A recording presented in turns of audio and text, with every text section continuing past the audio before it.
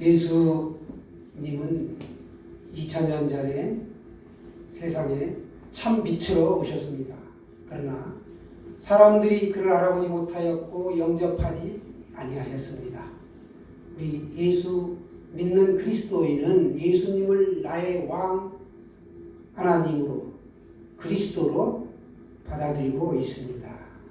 우리 지난 성탄 월요일이죠? 월요일 참 빛의 도래, 참 빛으로 오신 예수님을 말씀드렸는데 예수님을 왕으로 모시고 산다.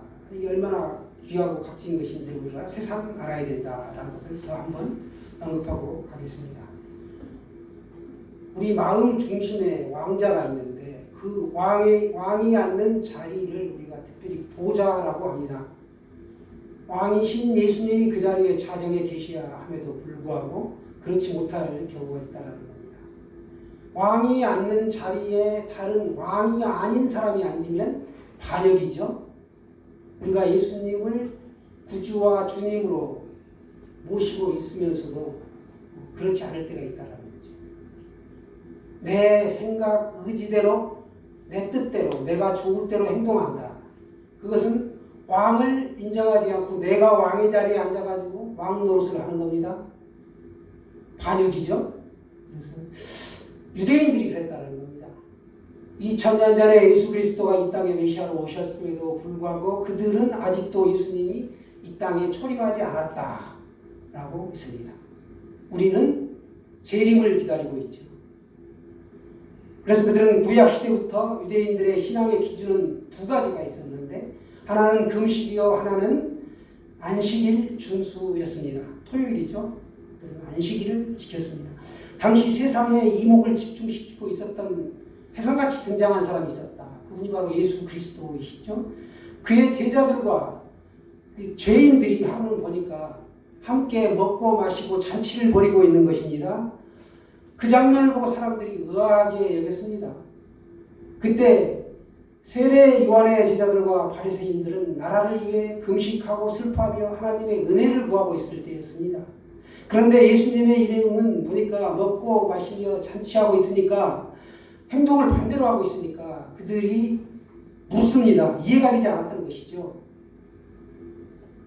그래서 사람들은 예수께 왜 금식하지 않느냐고 단순히 묻는 게 아닙니다. 오늘 보시면 누구도 금식하고 누구도 금식하는데 당신의 제자들은 왜 금식하지 않느냐라고 물었습니다. 그들은 비교의식과 우월의식에 사로잡혀 있었던 것입니다. 그러자 예수님은 비유로 대답하십니다. 혼인잔치에서 신랑이 함께 있으면 신랑의 친구들이 금식하지 않는다라고 말씀하셨습니다. 지금 이스라엘 나라가 고통 중에 있고 사람들은 금식하며 슬퍼하며 하나님의 은혜를 구하고 이렇게 있는 이때에 예수님의 제자들과 함께하는 일행은 금식하지 않았다라는 것입니다.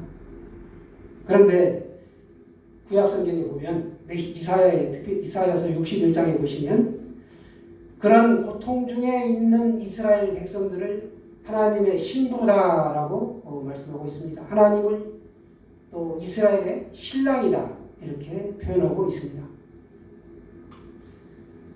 즉 신부 이스라엘이 자신을 구원해줄 신랑 되시는 하나님을 오랫동안 금식하고 슬퍼하면서 간절히 기다렸다라는 것입니다.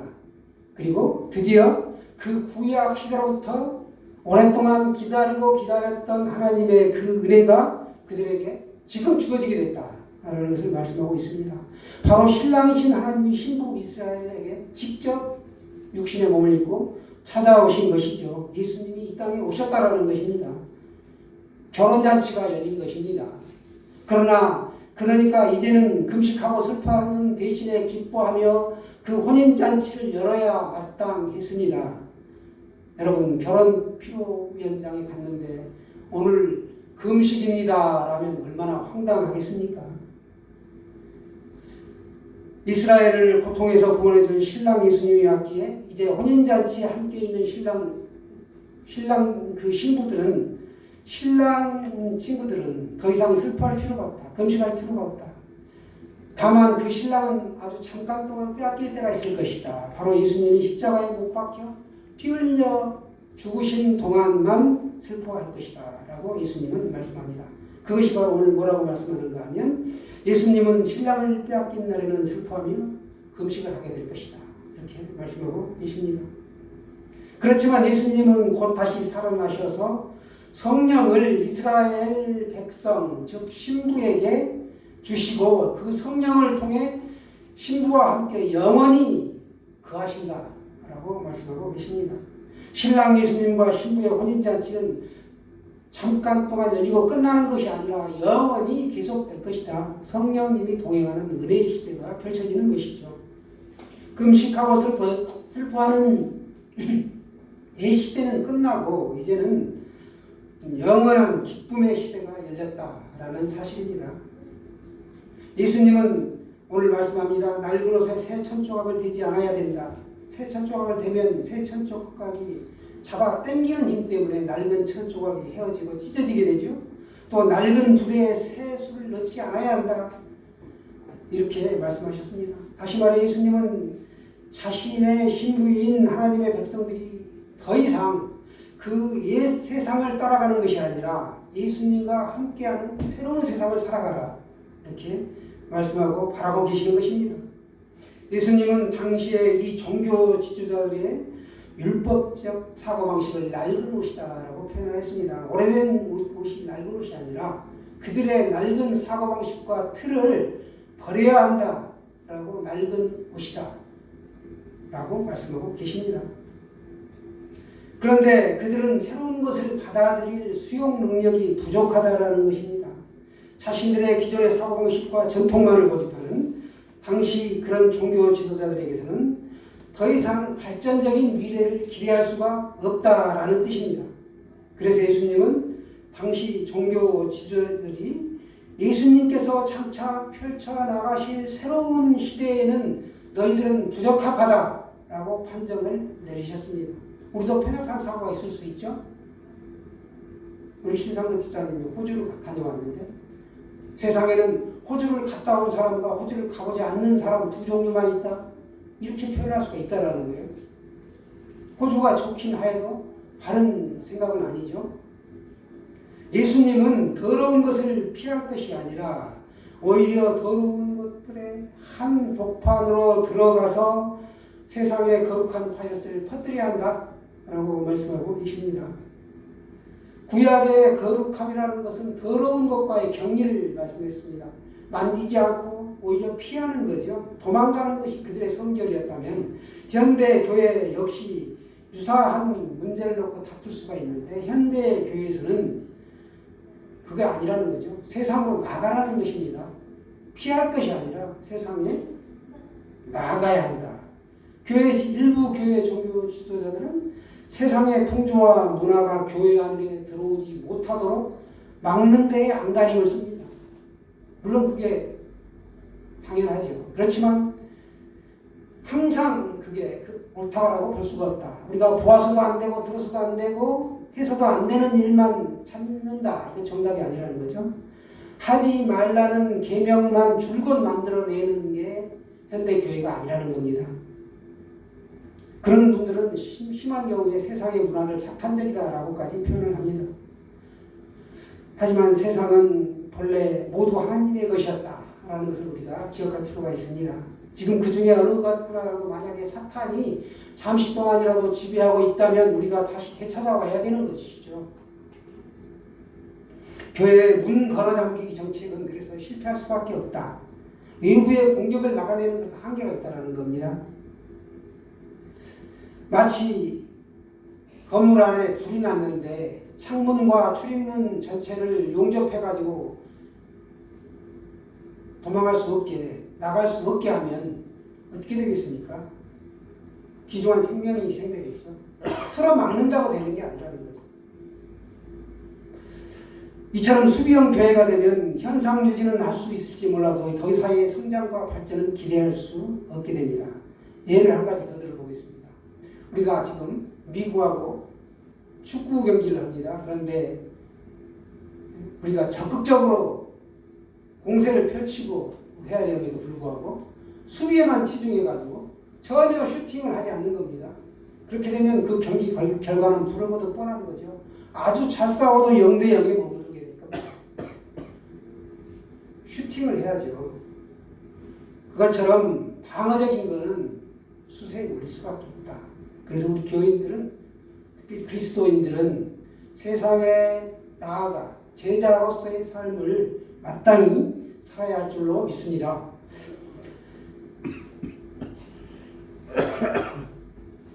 오늘 그런 게 어떤 거를 볼 수 있냐면 달란트 비유를 한 가지 이렇게 보게 되면 문제가 뭔가 하면 한 달란트 받은 종이 그 한 달란트를 땅에 묻어두죠. 자신의 그 받은 돈을 땅에 묻어두면 한 달란트를 땅에 묻어두면 한 달란트는 고이 간직하고 소실되지 않고 보존할 수는 있겠으나 더 이상의 재산 증식과 하나님 나라의 확장을 위하여 기업에 쓰일 수 있는 내용이 아니라는 거죠. 자신에게 귀한 달란트를 주셨음에도 불구하고 그걸 그대로 사냥하는 거예요. 그것만 끌어안고 있는 겁니다. 자기 좋아라고. 아무런 영향력이 없는 것입니다. 예수님께서는 거듭 말씀합니다. 우리를 향하여 험한 세상 속으로 너희가 나아가라. 주님 다시 오실 때까지 나아가라 라는 것입니다. 우리는 세상으로부터 도망가는 사람들이 아니라 어두운 세상으로 뛰어들어 생명의 횃불을 높이 지켜드는 사람입니다. 이것이 바로 우리 그리스도인들이 가져야 할 거룩함의 개념이다 라는 것입니다. 교회의 거룩함은 더러운 죄인들을 교회 안에서 다 몰아내고 세상에 더러운 것들을 차단하고 그런 개념이 아니라는 거예요. 고기를 잡는 그물을 가지고 제자들이 갈릴리에서 고기를 잡는 어부로의 삶을 살았습니다. 그런데 그들은 고기를 잡는 배와 그물을 심지어 그 부친까지 가족까지 버려두고 즉시로 예수님을 따랐습니다. 그리고 사람을 낚는 어부로서의 그물을 사람 낚는 그물, 그 그물을 새롭게 준비하고 따랐습니다. 이것이 바로 예수님께서 부르시는 우리들의 사명입니다. 다시 18절 말씀으로 우리가 한번 돌아가 보겠습니다. 정체불명의 사람들이 예수님께 따지죠. 요한의 제자들과 바리새의 제자들은 금식하는데 어찌하여 당신의 제자들은 금식하지 아니하나이까. 여기에 예수님의 비교 대상으로서 두 집단이 등장합니다.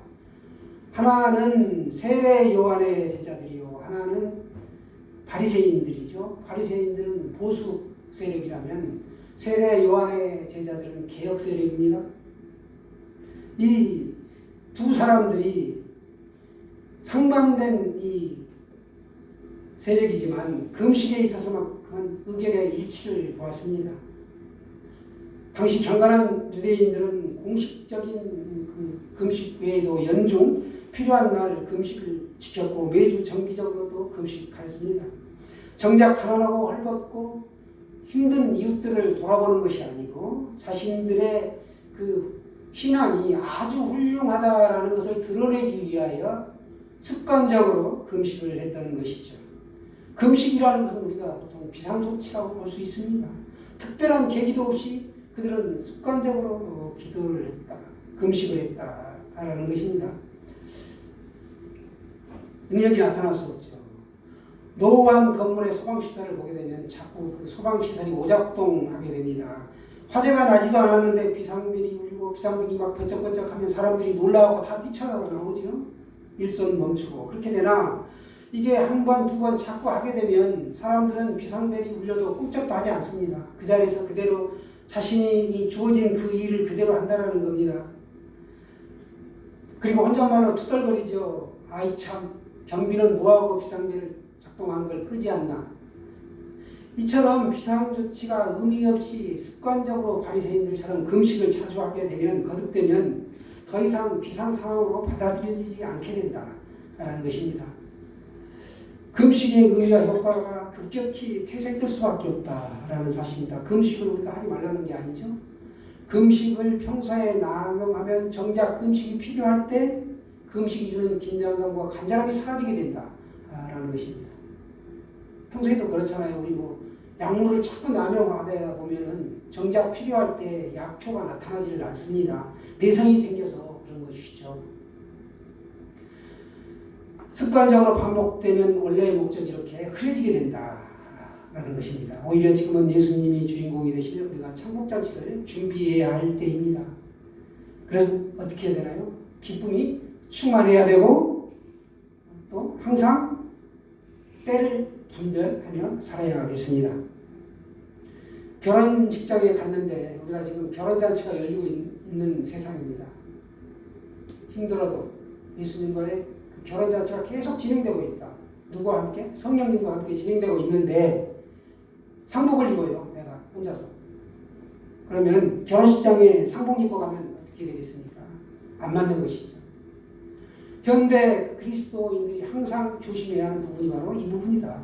그러니까 기뻐하고 즐거워하라 이 말씀입니다.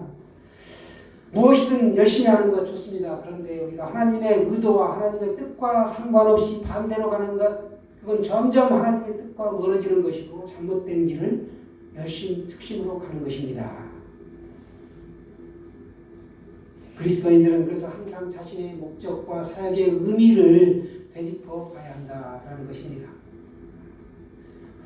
말로는 하나님의 백성이라고 모여서 예배도 드리고 봉사도 하고 잔치도 하지만 실제로 우리가 이 일반 사회단체에서 하는 선행이나 이런 것들과 비교해 볼 때 못 따라간다는 거예요. 우리가 예수 믿고 예배드리고 모여서 하는 행위가 착한 행실을 하고 사회봉사를 하기 위해서 모이는 게 아니라는 겁니다. 생명의 말씀인 예수 그리스도가 계시기에 말씀이 육신이 되어 이 땅에 오셨기 때문에 생명을 살리는 말씀을 듣기 위해 왔고 하나님께 영광 돌리기 위해 왔다라는 겁니다. 그럼에도 불구하고 세상은 그리스도인이 착한 행실을 하는 걸 더 바라고 고대한다. 지금 죽어가는 영혼이 중요하지 착한 행실이 중요하다는 겁니다. 물론 죽어가는 사람에게 빵이 필요하지만 건져내는 구명줄이 생명선이 더 필요하다. 구명줄이 더 필요하지 빵이 중요하지 않다. 지금 물에 떠내려가는 사람에게 빵을 줄 것이냐 밧줄을 건져낼 것이냐 어떤 게 중요합니까? 복음이 더 중요하기 때문에 우리가 세상에 지탄을 받고 멸시를 받아도 복음을 증거하고 전도하는 것입니다. 만일 교회가 그런 선행을 위한 단체라면 우리는 다른 단체에 가는 게 훨씬 더 즐겁고 기쁘고 좋다라는 겁니다. 예수 그리스도를 보여주는 사람들입니다. 세상의 빛으로 오신 예수 그리스도. 그 그리스도는 새 시대를 여셨습니다. 하늘나라 잔치의 주인공이신 예수 그리스도를 분명하게 우리가 보여주는 삶을 살고 있습니다. EBS 세계 테마기행을 보시게 되면 팔레스타인 지역에 그 포도주 틀에 포도를 넣고 위에 올라가서 구식으로 하는 것들은 발로 밟습니다. 그러면 포도즙이 나오는데 이걸 새로 만든 염소 가죽 부대에 넣습니다. 이 포도주 가죽이죠. 새로운 포도주 가죽 부대는 탄력성이 있어가지고 포도 틀에서 밟으면 그 새로운 가죽 주머니에 포도 주스가 들어가는 거죠. 포도즙이 들어가는 거죠. 포도주가 들어가는 게 아닙니다. 포도즙이 들어가서 거기에 시간이 지나면서 점차 이게 발효되면서 가스를 방출하고 부풀어 오릅니다. 점점. 그러면서 새 가죽 부대가 아닌 낡은 가죽 부대는 터질 수밖에 없다. 그래서 새로운 가죽 부대가 필요하다. 바리새인과 구약을 믿고 사는 어리석은 유대인들아, 너희들은 새로운 시대가 열렸고 새로운 가죽 부대를 준비하고 그 가죽 부대에 맞는 예수 그리스도를 주인의 자리에 왕자로 모시고 살아야 함에도 불구하고 너희들은 아직도 옛날의 그 사고방식에 갇혀있다라는 것을 말씀하고 계십니다. 삶과 역사에 있어서 새로움의 시기는 항상 오기 마련입니다. 그래서 우리가 옛것을 새로하고 수선하고 합니다. 그러나 수선할 수가 없고 더 이상 낡아 빠졌을 때는 새로운 것이 필요하고 새로움에 직면하게 됩니다. 사람 그 자체는 죽을 수밖에 없다. 그러나 그리스도께서 이 새로 오셔서 우리의 이 육신은 낡아서 죽을지라도 영혼은 영원히 하늘나라에 가서 살 수 있도록 우리에게 새 생명을 주셨습니다. 그리스도와 그분이 새로운 시작에 기초를 두지 않는다면 모든 것들이 무의미하고 사멸하고 쓸모가 없게 될 것입니다. 삶의 기초가 되시는 예수 그리스도, 그분이 우리의 시작에 기초를 두신 분이십니다. 우리를 의의 옷으로 새로운 옷을 입혀 주셨습니다. 사랑하는 여러분, 예수님은 사람을 변화시키고 새 시대를 열기 위해 오셨다라는 사실입니다. 우리가 믿는 변화는 우리의 구원과 하나님 나라의 확장에 있습니다. 그래서 우리 신앙은 개인의 구원도 중요하지만 그 개인의 구원에 딱 그치는 게 아니고 교회라는 공동체를 통하여 세상으로 달려나가는 것이죠. 그러면서 하나님의 나라를 확장시키고 우리가 그 하나님 나라를 위하여 영광스럽게 쓰임받는 것이 우리의 사명입니다. 우리는 예수 그리스도 안에서 기쁨을 갖게 되고 승리할 수 있습니다. 왜? 성령님이 우리와 함께 하시며 혼인잔치를 열어가고 계시기 때문입니다. 모든 영광을 마땅히 하나님께 돌려드려야 합니다. 마라나타 하나님께 영광을 올려드리겠습니다. 할렐루야.